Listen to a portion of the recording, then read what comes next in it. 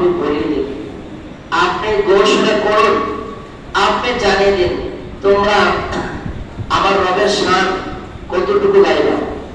7 সমুদ্র 13 নদীর পানিকে যদি কালি বানানো হয়, গোটা পৃথিবীর গাছপালা তরুলতাকে যদি কলম বানানো হয়, আর কলমের কালি দিয়ে তোমরা আল্লাহ হাবিবের শান লিখতে থাকবা, এগুলি শেষ হয়ে যাবে, আবার আনবা, আবার শেষ হয়ে যাবে, আবার আনবা, আবার শেষ হয়ে যাবে, সব ফুরিয়ে যাবে। আল্লাহ তার হাবিব এত শান শৌকত ওয়ালা, তাদের শান শৌকত লেখা শেষ হবে না। বলে সুবহানাল্লাহ। তাহলে আমরা শুধুমাত্র 1 মাস নবীজির বেলাদ শরীফ নিয়ে, নবীজির শুভ জন্ম বৃত্তান্ত নিয়ে আমরা আলোচনা করবো, এটা কোনো ব্যাপারই না।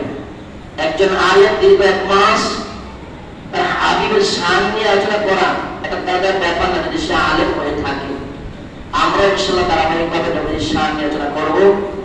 আল্লাহ পাক ফরমান, বিসমিল্লাহির রহমানির রহিম, আল্লাহু তাআলা আইসাম লাউলা কালামা খলাকতুল আফলাক। আল্লাহ পাক এটা হাদিসের কুদসি, এটা আল্লাহরই বাণী। আল্লাহ বড় দিচ্ছেন যে বন্ধু, আমি যদি আপনাকে সৃষ্টি না করতাম, আমি কোনো কিছু সৃষ্টি করতাম না। আল্লাহর হাবিব ফরমান, আউয়ালু মা খালাকাল্লাহু নূরি, যে সর্বপ্রথম আল্লাহ পাক যে বস্তুটা সৃষ্টি করেছেন সেটা হচ্ছে আমি নূরে মুহাম্মদ সাল্লাল্লাহু আলাইহি ওয়াসাল্লামের নূর মুবারক আল্লাহ সৃষ্টি করেছেন। বলে সুবহানাল্লাহ।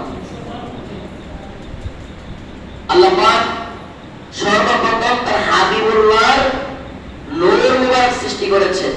এরপর নবী বলতেছেন, ওয়া কুল্লু শাইইন মিন নূরি, এবং আমার নূর মুবারক থেকে আল্লাহ পাক গোটা জগৎ সৃষ্টি করেছেন। আপনি যা কিছু বলেন সৃষ্টি জগতের মধ্যে, তত্ত্বমূলক, কর্মমূলক, যাই বলেন, জাহিরি এবং বাতিন যাই বলেন, সবগুলো সৃষ্টি করা হয়েছে আল্লাহ নবীজির এই নূর মুবারক থেকে। বলে সুবহানাল্লাহ। আল্লাহ নবীজি ফরমান, আল্লাহ পাক নিজে গুপ্তধন ছিলেন, আল্লাহ নিজে গুপ্তধন ছিলেন, শুধু আল্লাহ ছিলেন, আল্লাহর আর কোনো কেউ ছিল না। আল্লাহ পাক তার হাবিবকে সৃষ্টি করেছেন। অসংখ্য হাজার বছর সেই নূরে মুহাম্মদ আল্লাহ পাকের পাশে ছিলেন। যখন আল্লাহ পাক তার হাবিবুল্লাহ দিকে রহমতের নজরে তাকাইলেন, তখন সেই নূরে মুজাসসাম নূরে মুহাম্মদি সাল্লাল্লাহু আলাইহি সাল্লাম সর্বপ্রথম আল্লাহকে আল্লাহ করে ডাক দিয়েছেন। বলে সুবহানাল্লাহ। আর আল্লাহ পাক তার হাবিবকে তার বন্ধু বলে সম্বোধন করেছেন। বলে সুবহানাল্লাহ। আল্লাহ পাক আল্লাহ নবীজি ফরমান, আমার এই শুরু নূরকে বিভিন্ন ভাগে আল্লাহ পাক বিভক্ত করলেন। প্রথমে 4 ভাগে বিভক্ত করলেন। এই 4 ভাগের 1 ভাগ নূর দিয়ে আল্লাহ পাক জান্নাত, আরশ, কুরসি, লৌহ কলম, জান্নাতুল আদমকে সৃষ্টি করলেন। আমার এই 4 ভাগের প্রথম ভাগ থেকে আল্লাহ পাক আরো অনেক কিছু সৃষ্টি করলেন। তো আল্লাহ পাক নূরে মুহাম্মদকে সৃষ্টি করে সর্বপ্রথমে জান্নাত সৃষ্টি করে, জান্নাতের মধ্যে শাজারুল ইয়াকিন নামে একটা গাছ সৃষ্টি করলেন। ওই গাছটার মধ্যে 4টা ডাল ছিল, শাখা ছিল। একটা ডালের মধ্যে আল্লাহ নবীজির এই নূর মুবারককে তাউস তথা ময়ূর আকৃতিতে রেখে দিলেন। আল্লাহ নবীজি ময়ূর আকৃতিতে ওই নূর মুবারক 70,000 বছর আল্লাহ পাকের তাসবিহ পাঠ করেছেন। বলে সুবহানাল্লাহ।